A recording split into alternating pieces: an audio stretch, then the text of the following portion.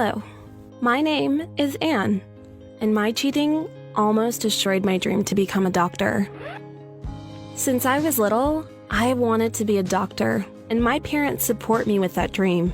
And who wouldn't? Of course, in order to become a doctor, you have to study a lot. In fact, you have to study more than any other kid, especially with natural science subjects. Since I was a kid, I studied more than anyone else, and my parents tried to support me with paying different tutors or buying me different books, which I needed to advance further. And then there's a question of grades. In order to get into a good college, you have to have good grades. And I've been a straight-A student all of my life.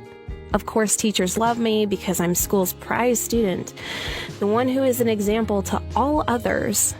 I especially like Miss Garcia, my biology teacher, because she genuinely cares about me and supports me all the way through school. But it became harder when I turned 15. There were so many assignments and tests, and not all of them in my future area of work. And I had to spend all of my evenings studying until it was dark. Sometimes I even fell asleep at my desk. I was always exhausted.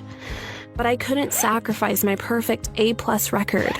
All of my friends were going out and having fun, and I was always studying, and even during weekends. I wanted some time off from studying, but I needed to prepare for an important test. So I decided to make a cheat sheet. Just once. And I still would study for it, but not as thoroughly as I usually did. This way I also could go and hang out with my friends and not worry too much. So I decided to put my cheat sheet under my tights. This way I could always look at my cheat sheet without raising too much suspicion. So the next day I used my genius method of cheating. And it was terrifying because I had never cheated before. I was so nervous my palms were sweating. But it completely paid off the next day because I got to study less but still got an A. This made me think that maybe there's no harm in occasional cheating. So I started doing it a little bit more often, always using the same method, a cheat sheet under my tights. Now I wasn't falling asleep at my desk, and more importantly, I got to spend more time with my friends, who may as well have forgotten what I looked like because they had seen me so rarely before I started to cheat. Soon, I was cheating on almost every test. Yes, I was studying for each one, but my cheat sheet was more like a reminder because it was impossible to hold everything in my head. At that time, I wasn't even worried about teachers noticing my cheat sheet because they didn't even think an A+ student like me would cheat. Life was good and so easy during that time. All until Miss Garcia called me in her office one day.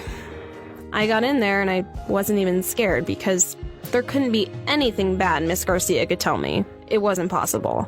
The biggest surprise was that Miss Garcia wasn't kind and friendly as usual, but she was more strict and disappointed.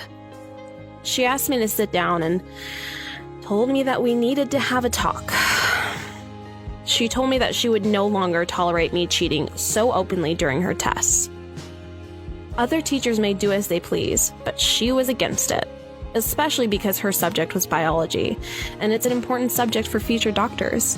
I tried to explain to Miss Garcia that I needed it in order to get A's, but she simply said no. So, during the next biology test, I used my usual cheat sheet. Only I was more careful with it so she wouldn't notice, but she did. So she came to me in front of the entire class, took my test, and said that I got an F for cheating and I could fix it after class. I was so mad. It was my first F in all of my years of studying. So after the school day was over, I went to Miss Garcia and I told her how unfair it was to expect me to study 10 times more than other students and still get an A. Miss Garcia's answer really surprised me. She said, "Other students don't want to be doctors. I'd rather have a doctor operating on me who got a B than an A by cheating. You can't cheat on the operating table, Anne." This was eye-opening for me. I was worried about my grades so much I forgot about actual learning and developing my skills.